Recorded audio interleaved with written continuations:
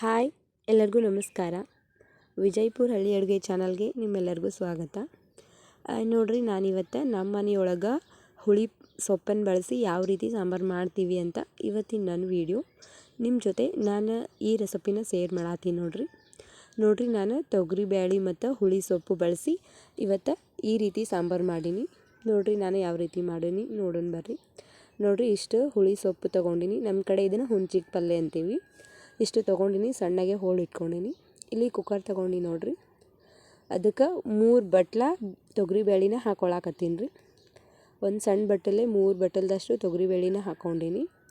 ಇವಾಗ ತೊಗರಿ ಬೇಳೆ ಮುಳುಗುವಷ್ಟು ಒಂದು ಚರಿಗೆ ನೀರು ಹಾಕ್ಕೊಳತ್ತೀನಿ ನೋಡಿರಿ. ಮತ್ತು ಹುಳಿ ಸೊಪ್ಪು ಅಂದ್ರೆ ನಮ್ಮ ಕಡೆ ಹುಂಚಿಗೆ ಪಲ್ಯ ಅಂತೀವಿ, ಅದನ್ನು ಸಣ್ಣದಾಗೆ ಹೆಚ್ಚಿಟ್ಕೊಂಡಿನಿ, ಅದನ್ನಷ್ಟು ಹಾಕ್ಕೊಳಕತ್ತೀನಿ. ಇವಾಗ ಕುಕ್ಕರ್ ಮುಚ್ಚಳ ಮುಚ್ಚಿ ಬೇಳೆ ಎಲ್ಲ ಹಣ್ಣಾಗುವಷ್ಟು ಕುದಿಸ್ಕೊತೀನಿ ರೀ. ಇವಾಗ ಒಲೆ ಮೇಲೆ ಇಡಾತೀನಿ ನೋಡಿರಿ. ನಾನು ಗ್ಯಾಸ್ ಹಚ್ಚಿ ಕುಕ್ಕರ್ನ ಒಲೆ ಮೇಲೆ ಇಟ್ಟೀನಿ. ನೋಡಿರಿ, ನಾನಿವಾಗ ಬೇಳೆ ಹಣ್ಣಾಗುವಷ್ಟು ಕುದಿಸ್ಕೊಂಡಿನಿ. ಯಾವ ರೀತಿ ಕುದಿಸ್ಕೊಂಡಿನಿ ನಿಮ್ಗೆ ತೋರಿಸ್ತೀನಿ ನೋಡಿರಿ. ಇವಾಗ ಕುಕ್ಕರ್ ಮುಚ್ಚಳ ತೆಗ್ಯಾಕತ್ತೀನಿ ನೋಡಿರಿ, ಬೇಳೆ ಎಲ್ಲ ಇಷ್ಟು ಹಣ್ಣಾಗುವಷ್ಟು ಕುದಿಸ್ಕೊಂಡಿನಿ. ಇವಾಗ ಒಂದು ಚಮಚೆ ತೊಗೊಂಡು ಒಂದು ಸ್ವಲ್ಪ ಬೇಳೆನ ಅಲ್ಲೇ ಮೆತ್ತಗೆ ಮಾಡ್ತೀನಿ ನೋಡಿರಿ. ಎಷ್ಟು ಮಸ್ತಾಗಿ ನೋಡಿರಿ ಪಲ್ಯ ಮತ್ತು ಬೇಳೆ. ಇದನ್ನು ಈ ಥರ ಒಂದು ಸ್ವಲ್ಪ ಮೆತ್ತಗೆ ಮಾಡಿದ್ರೆ ಸಾಂಬಾರು ಗಟ್ಟಿಯಾಗಿ ಬರ್ತೈತಿ. ಹಾಗಾಗಿ ಒಂದು ಸ್ವಲ್ಪ ಈ ಥರ ತಿರುವಾಡ್ಕೋತ ಮೆತ್ತಗೆ ಮಾಡ್ಲಾತೀನಿ. ಎರಡೂ ಮಿಕ್ಸ್ ಮಾಡೀನಿ. ಪಲ್ಯ ಎಲೆ ಇರಬಾರ್ದು ಅಂತ ಹೇಳಿ ಬೇಳೆ ಜೊತೆ ಮಿಕ್ಸ್ ಮಾಡೀನಿ. ಇವಾಗ ಒಲೆ ಹೆಚ್ಚಾಕತ್ತೀನಿ ರೀ. ಒಂದು ದೊಡ್ಡ ಬೊಗಣಿ ಇಟ್ಕೊಳಕತ್ತೀನಿ. ಅದಕ್ಕೆ ಒಂದು 2 ಮಾಪಷ್ಟು ಅಡುಗೆ ಎಣ್ಣೆನ ಹಾಕ್ಕೊಳಕತ್ತೀನಿ ನೋಡಿರಿ. ಎಣ್ಣೆ ಒಂದು ಸ್ವಲ್ಪ ಬಿಸಿ ಆದ್ಮ್ಯಾಗ ನಾ ಇದಕ್ಕೆ ಜೀರಿಗೆ ಮತ್ತು ಸಾಸಿವೆನ ಹಾಕೋತೀನಿ ನೋಡಿರಿ. ಈ ಚಾನಲ್ ಒಳಗೆ ಬರುವಂಥ ಅಡುಗೆ ವೀಡಿಯೋಗಳು ಯಾರಿಗೆಲ್ಲ ಇಷ್ಟ ಆಗುತ್ತೆ ನಿಮ್ಮ ಫ್ಯಾಮಿಲಿ ಫ್ರೆಂಡ್ಸ್ ಎಲ್ಲರಿಗೂ ಶೇರ್ ಮಾಡಿರಿ. ನನ್ನ ಚಾನಲ್ನ ಸಬ್ಸ್ಕ್ರೈಬ್ ಮಾಡ್ಕೊಂಡು ಸಪೋರ್ಟ್ ಮಾಡಿರಿ. ನೋಡಿರಿ, ನಾನಿಲ್ಲಿ ಸಾಂಬಾರ್ಗೆ ಬೆಳ್ಳುಳ್ಳಿನ ಜಜ್ಜಿ ಇಟ್ಕೊಂಡಿದ್ದೆ, ಅದನ್ನು ಹಾಕೀನಿ.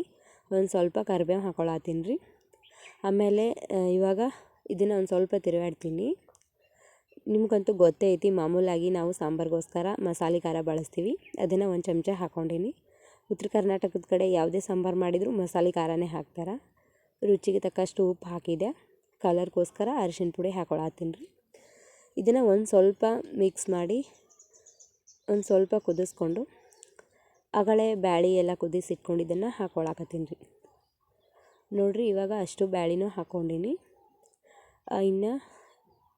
ಇನ್ನಷ್ಟು ನೀರು ಬೇಕಂತ ಹೇಳಿ ಇನ್ನಷ್ಟು ಸಾಂಬಾರು ಅಳಸಾಗಲಿ ಅಂತ ಇನ್ನೊಂದಷ್ಟು ನೀರು ಹಾಕ್ಕೊಂಡಿನಿ. ಸಾಂಬಾರು ಗಟ್ಟಿಯಾದರೂ ಮಾಡ್ಕೋಬೋದು. ನಾನೊಂದು ಸ್ವಲ್ಪ ಅಳಸು ಮಾಡ್ಕೊಂಡೀನಿ ರೀ. ನೋಡಿರಿ, ಈ ಥರ ಮಾಡ್ಕೊಂಡೀನಿ ನಾನು ಸಾಂಬಾರು. ನೋಡಿರಿ, ಇವಾಗ ಪ್ಲೇಟ್ ಮುಚ್ಚಿ ಕುದಿಯೋದಕ್ಕೆ ಬಿಡ್ತೀನಿ ರೀ. ನೋಡಿರಿ, ನಾನು ಎಷ್ಟು ಸಿಂಪಲ್ಲಾಗಿ ಹುಳಿ ಸೊಪ್ಪನ್ನು ಬಳಸಿ ಸಾಂಬಾರು ಮಾಡೀನಿ. ಸಾಂಬಾರಂತೂ ಮಸ್ತಾಗಿ ಬರ್ತೈತ್ರಿ. ಒಂದು ಸತಿ ತಿಂದ್ರೆ ಮತ್ತೆ ಮಾಡು ಅಂತ ಮನೇಲಿ ಕೇಳ್ತಿರ್ತಾರೆ, ಅಷ್ಟು ರುಚಿಯಾಗಿರ್ತೈತ್ರಿ. ನೋಡಿರಿ, ಒಂದು ಸ್ವಲ್ಪ ತೆಗೆದು ನೋಡಿದೆ, ಅಷ್ಟು ಮಸ್ತಾಗಿ ಆಗೈತೆ ನೋಡಿರಿ. ಕುದೀಲಿ ಅಂತ ವಾಪಸ್ ಮುಚ್ಚಿಡ್ಲಾತೀನಿ ರೀ. ಇವಾಗ ನೋಡಿರಿ, ಸಾಂಬಾರು ಎಷ್ಟು ಮಸ್ತಾಗಿ ಕುದಿಲಾಕತ್ತೈತ್ರಿ. ನೋಡಿರಿ, ಒಂದು ಸ್ವಲ್ಪ ತಿರುವಾಡಾಕತ್ತೀನಿ, ಬ್ಯಾಳೆ ಎಲ್ಲ ತಳ ಹಿಡಿತೈತೆ ಅಂತ ಹೇಳಿ. ಇಷ್ಟು ಸಿಂಪಲ್ಲಾಗಿ ಹುಳಿ ಸೊಪ್ಪನ್ನು ಬಳಸಿ ಮಾಡುವಂಥ ಸಾಂಬಾರು ರೆಸಿಪಿನ ನಾನು ನಿಮ್ಮ ಜೊತೆ ಶೇರ್ ಮಾಡೀನಿ. ಯಾರಿಗೆಲ್ಲ ಇಷ್ಟ ಆಗುತ್ತೆ ಚಾನಲ್ನ ಸಬ್ಸ್ಕ್ರೈಬ್ ಮಾಡ್ಕೊರಿ. ವಿಡಿಯೋಗಳನ್ನ ನೋಡಿ ಸಪೋರ್ಟ್ ಮಾಡಿರಿ. ನೀವು ಸಪೋರ್ಟ್ ಮಾಡಿದ್ರೆ ಹೆಚ್ಚೆಚ್ಚಿಗೆ ವಿಡಿಯೋಗಳ ಹಾಕೋದಕ್ಕೆ ನಮಗೂ ಅನುಕೂಲ ಆಗತ್ತೆ ರೀ. ಹಾಗಾಗಿ ಎಷ್ಟು ಮಸ್ತಾಗಿ ಸಾಂಬಾರು ಆಗೈತೆ ನೋಡಿರಿ. ಇವಾಗ ಇದನ್ನು ರೆಡಿ ಆಗೈತೆ ರೀ. ನಾನು ಗ್ಯಾಸ್ ಆರಿಸಿ ಒಂದು ಸ್ವಲ್ಪ ಕೊತ್ತಂಬರಿನ ಮೇಲೆ ಹಾಕೀನಿ. ಆಯ್ತು ನೋಡಿರಿ, ಇಷ್ಟು ಸಿಂಪಲ್ಲಾಗಿ ಸಾಂಬಾರು ರೆಸಿಪಿನ ನಿಮ್ಮ ಜೊತೆ ಶೇರ್ ಮಾಡೀನಿ. ಇಷ್ಟೊತ್ತು ನೋಡಿದ್ದಕ್ಕೆ ಧನ್ಯವಾದ.